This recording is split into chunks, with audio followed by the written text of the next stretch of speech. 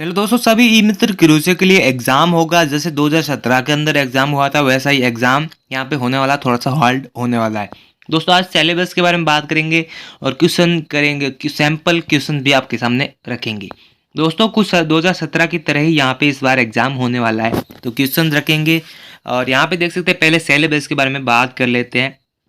तो सिलेबस के अंदर कंप्यूटर फंडामेंटल्स यहाँ पे आता है। कंप्यूटर के अंदर कंप्यूटर का विकास है, कंप्यूटर का जो इतिहास है या हिस्ट्री है, जनरेशन है, उसकी पीढ़ी है।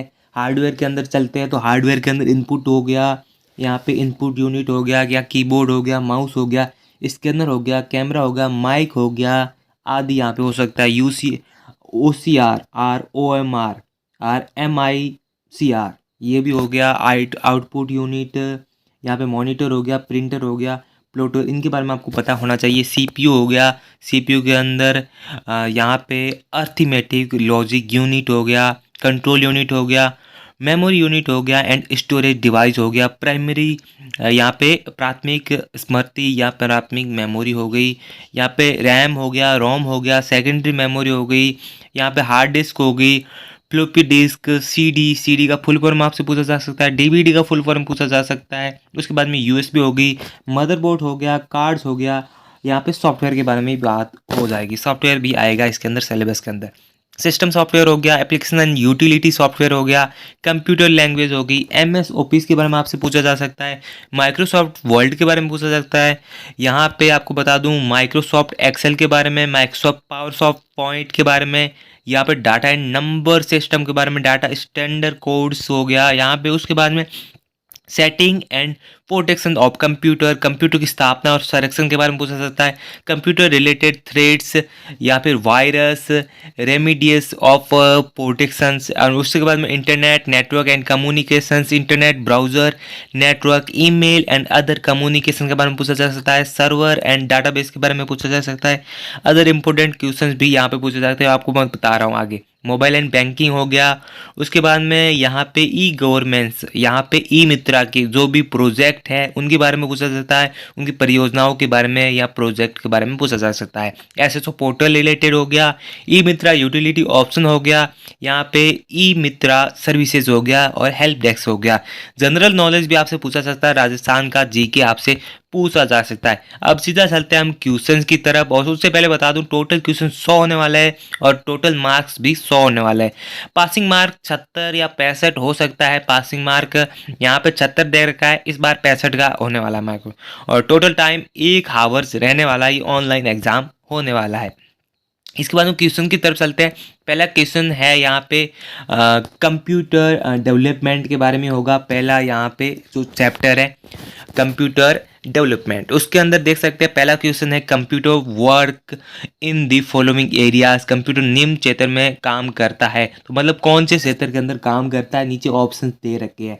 तो यहाँ पे देख सकते हैं, जब आप क्वेश्चन करें तो कुछ इस तरीके से करें कि कंप्यूटर किन क्षेत्रों में काम करता है। तो पहले आप ये न पढ़े कि कौन सा सही है, पहले आप पढ़े शिक्षा के अंदर। जी हाँ, शिक्षा के अंदर काम करता है।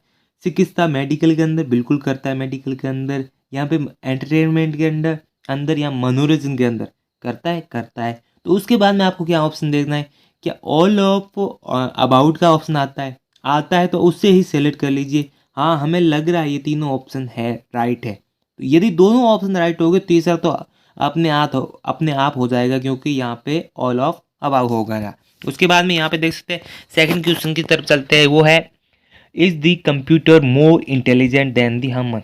क्या कंप्यूटर मानव से अधिक बुद्धिमान है? तो उसके बाद में देख सकते हैं यहाँ पे ऑप्शन भी आपके सामने दे रखे हैं। यस दे रखा है, नो दे रखा है। यस दे रखा है तो आप यस के बारे में सोचिए।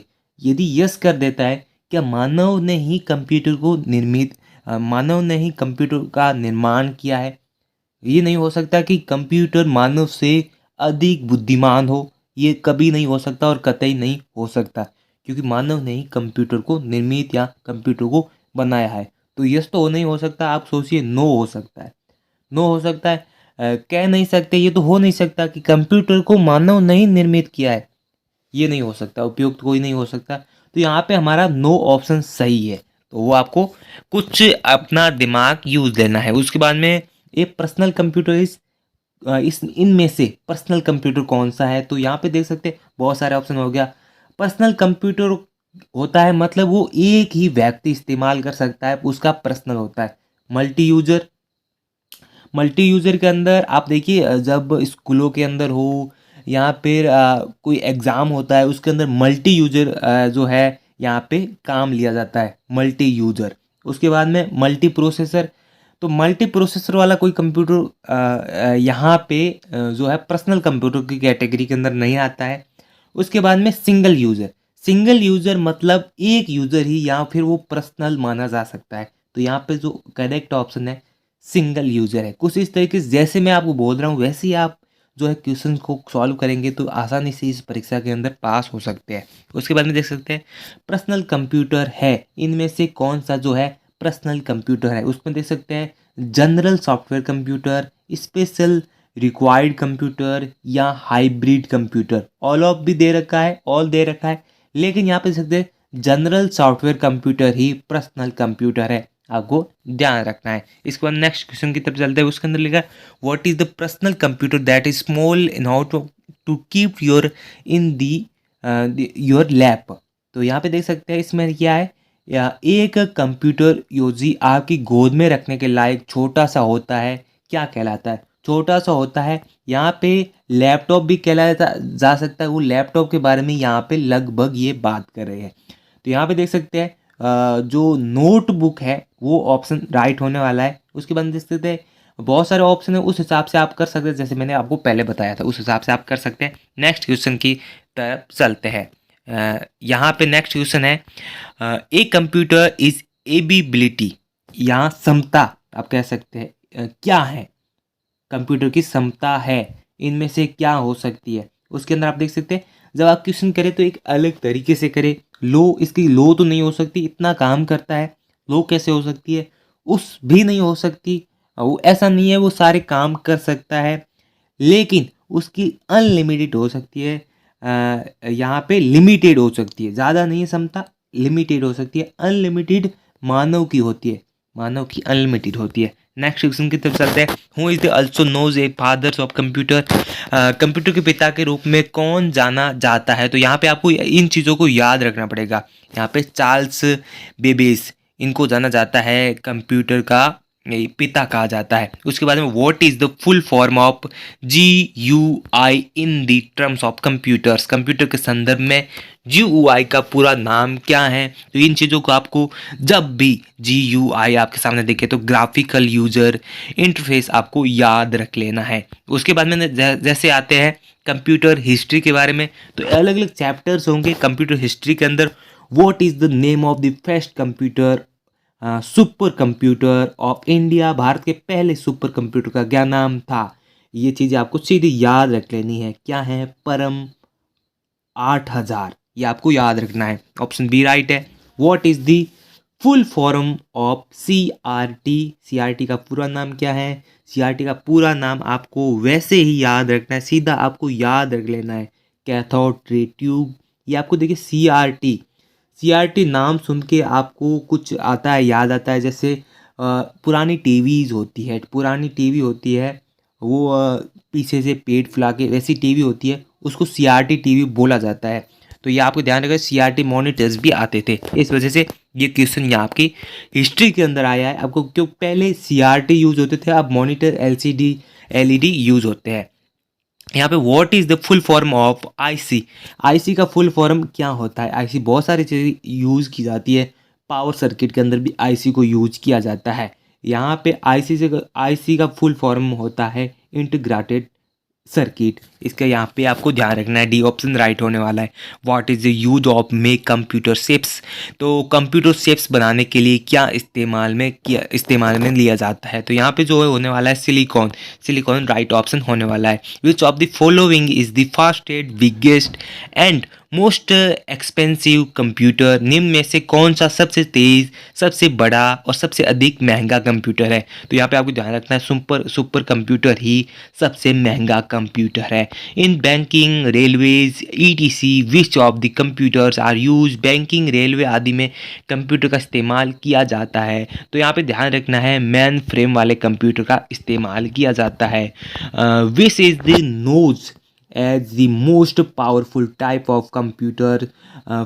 मतलब यहाँ पे देख सकते हैं कौन से कंप्यूटर को सबसे अधिक शक्तिशाली रूप में जाना जाता है। तो यहाँ पे ध्यान रखना है सुपर कंप्यूटर ही यहाँ पे सबसे शक्तिशाली कंप्यूटर होने वाला है। दोस्तों यहाँ पे 20 क्वेश्चन आपके लिए मैं करवाने वाला हूँ, नेक्स्ट के अंदर आपको और क्वेश्चंस बताने वाला हूँ। अब यहाँ पे 16 क्वेश्चन की तरफ हम बढ़ते हैं। कंप्यूटर यहाँ पे रिजोल्यूशंस मीसर्स, यहाँ पे देखिए कंप्यूटर का रिजोल्यूशन उपाय क्या है। यहाँ पे आपको सी नंबर होने वाला नंबर ऑफ पिक्सल्स होता है रिजोल्यूशन। यहाँ पे आपको नंबर्स ऑफ पिक्सल्स यहाँ पे हो गया। नेक्स्ट क्वेश्चन की तरफ चलते हैं। नेक्स्ट आता है कंप्यूटर जनरेशन में, कंप्यूटर पीडी के अंदर आता है। तो यहाँ पे क्या है, which generation computer is use to micro processor. यहाँ पे कौन सी पीढ़ी के कंप्यूटर में माइक्रो प्रोसेसर का प्रयोग किया जाता है। तो यहाँ पे ध्यान रखें फोर्थ जनरेशन। आपको पता है हमेशा जनरेशन वाले प्रोसेसर आते हैं, जैसे यहाँ पे बहुत सारे प्रोसेसर है। इंटेल का i3 11 जनरेशन हो गया, 12th जनरेशन हो गया, बहुत सारे जनरेशन जिस हिसाब से यहाँ पे है। कंप्यूटर की पीढ़ी के बारे में पूछा जा रहा है, इसलिए यहाँ पे 34 जो फोर्थ जनरेशन है वो यहाँ पे पूछी गई है कि कौन सी पीढ़ी माइक्रो प्रोसेसर का उपयोग किया जाता था। उसके बाद में in which generation of computers and microprocessor was integrated, computer की किस पीढ़ी में माइक्रो प्रोसेसर पेश किया गया था। तो यहाँ पे आपको ध्यान रखना है फोर्थ के अंदर सेम क्वेश्चन सेम आंसर होने वाला है, आपको ये चीज़ें समझनी होगी। यहाँ पे उसके बाद में form which your fifth generation of computer is integrated, computer की 5वीं पीढ़ी किस साल में मानी जाती है। तो यहाँ पे जो कंप्यूटर का यहाँ पे हिस्ट्री पूछा जा रहा है, तो यहाँ पे पुराने क्वेश्चन भी आपको पूछा जा सकता है। तो आपको ध्यान रखना है 1980, यहाँ पे आपको यहाँ पे प्रॉपर तरीके से ध्यान रखना है इन चीज़ों का। उसके बाद में हम 20वें क्वेश्चन की तरफ बढ़ते हैं। ये आता है हार्डवेयर के अंदर।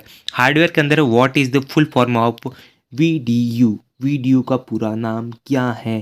तो ये जो है विजुअल डिस्प्ले यूनिट, आपको ध्यान रखना है विजुअल डिस्प्ले यूनिट। यदि हिंदी के अंदर दिखे तो दृश्य प्रदर्शन इकाई।